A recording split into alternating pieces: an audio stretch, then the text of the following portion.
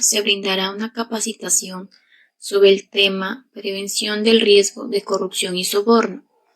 Esta capacitación es brindada por mi persona, Maricielo Ramos, asistente legal de la empresa Produmar. Para empezar, vamos a definir qué es la corrupción y el soborno.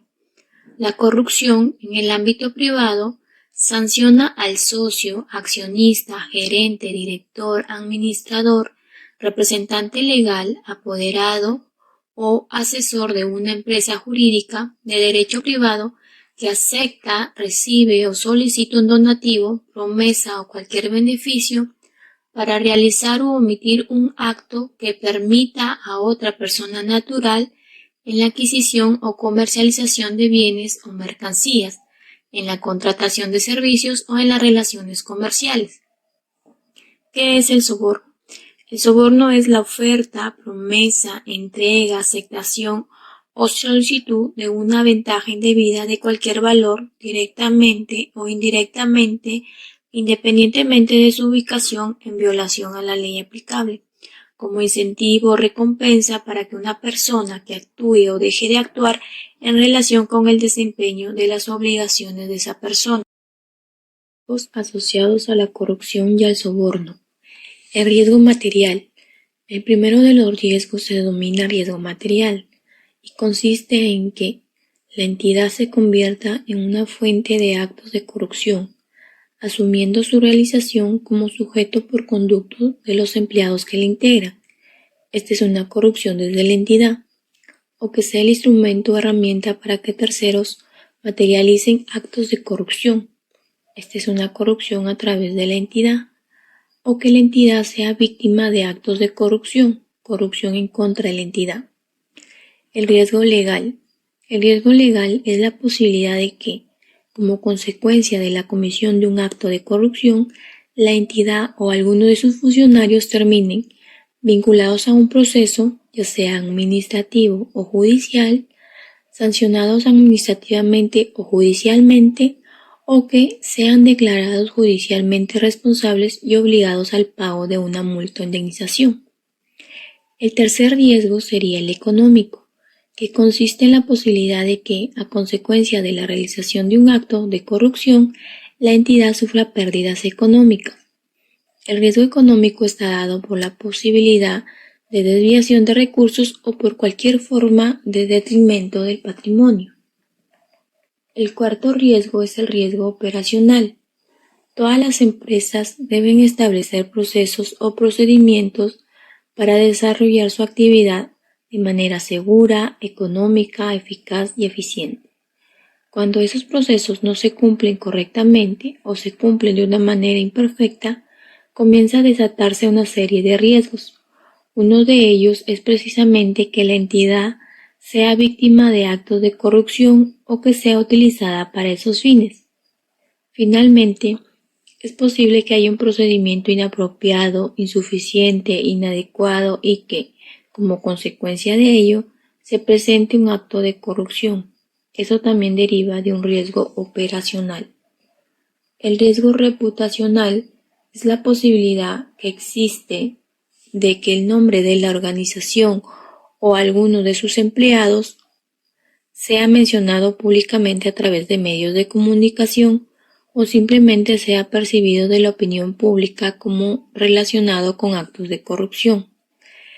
Es importante tener en cuenta que el riesgo reputacional existe independientemente de la información que circule, que sea cierta y pueda tener un efecto negativo en el clima laboral. El riesgo de contagio es la posibilidad de pérdida que una entidad puede sufrir directamente o indirectamente. Es una acción o experiencia de un vinculado, es decir, el riesgo de corrupción o la situación de un tercero se extiende por el hecho de estar relacionado o vinculado con la entidad. El relacionado o asociado incluye personas naturales o jurídicas que tienen posibilidad de ejercer influencia sobre la entidad. Ahora hablaremos de la prevención bajo la perspectiva de la ISO 37001. Primero, la debida diligencia. La debida diligencia es el proceso mediante el cual se investiga a una persona o empresa antes de firmar un contrato o acuerdo económico. Por ejemplo, se debe determinar si el socio de negocio es una entidad legítima, ya sea que se demuestre a través de indicadores tales como documentos de registro de la empresa, cuentas anuales presentadas, número de identificación, cotización en una bolsa de valores. Si el socio de negocio tiene las calificaciones, la experiencia y los recursos necesarios para llevar a cabo el negocio para el que se está contratando. Sí, en qué medida el socio de negocio tiene un sistema de gestión de antisoborno. También se debe tener en cuenta si el socio de negocios tiene una reputación de soborno, fraude o conductas incorrectas similares, o que haya sido investigado, declarado culpable, sancionado o inhabilitado por soborno o conductas criminales. Tener en cuenta la identidad de los accionistas, incluyendo a los propietarios, a los beneficiados y a los de alta dirección de negocios. Se debe de verificar si cuentan con una reputación de soborno, de fraude o conductas incorrectas, o, en todo caso, que hayan sido investigados, condenados o sancionados por conductas similares. También, para la debida diligencia en el tema de la contratación de personal, por ejemplo, se debe verificar e investigar sus redes sociales, verificar antecedentes laborales, verificar antecedentes policiales y judiciales, verificar el registro de deudores alimentarios morosos del Poder Judicial, o también tener en cuenta el Registro Nacional de Sanciones de Destitución o Despido, ¿no? El tema de un control financiero. La organización debe implementar controles financieros de gestión de riesgo de soborno. Por ejemplo, implementar una separación de funciones, por lo que la misma persona no puede tanto iniciar y aprobar un pago. Implementar niveles escalonados apropiados de autoridad para la aprobación del pago, de manera que las operaciones más grandes requieran una aprobación del alto nivel gerencial. Requerir documentación sustentatorio adecuada para ser anexada en la aprobación de negocios. Los controles no financieros. La organización debe implementar controles no financieros que gestionen el riesgo del soborno con respecto al área de tales como las compras, operaciones, ventas comerciales, recursos humanos y actividades legales y regulatorias.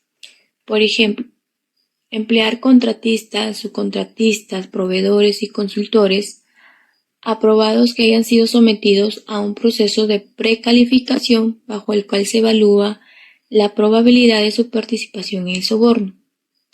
Adjudicar contratos siempre que sea posible y razonable, solo después que haya tenido lugar a un proceso justo, competitivo y transparente de licitación entre al menos 3 competidores. Implementar una separación de funciones, por lo que el personal que aprueba la colocación de un contrato y es de un departamento o función diferente del que gestiona el contrato y aprueba el trabajo a realizar en virtud del contrato. Si los pagos que se vayan a realizar al socio de negocios son razonables y proporcionales al servicio, ¿no? Mediante un estudio de mercado. Con el tema de los regalos, las atenciones, donaciones y beneficios similares, la organización debe implementar procedimientos que están diseñados para prevenir la oferta, el suministro, la aceptación de regalos, atenciones, donaciones, beneficios similares en los que la oferta y el suministro o la aceptación son o razonablemente podrían ser percibidos como soborno. Por ejemplo, el tema de regalos, entretenimientos o atenciones, ya sean unas donaciones políticas o de caridad, viajes de representantes de clientes o funcionarios, gastos de promoción, auspicios, beneficios para la comunidad, formación, membresía de clubs o que se brinde información confidencial o privilegiada.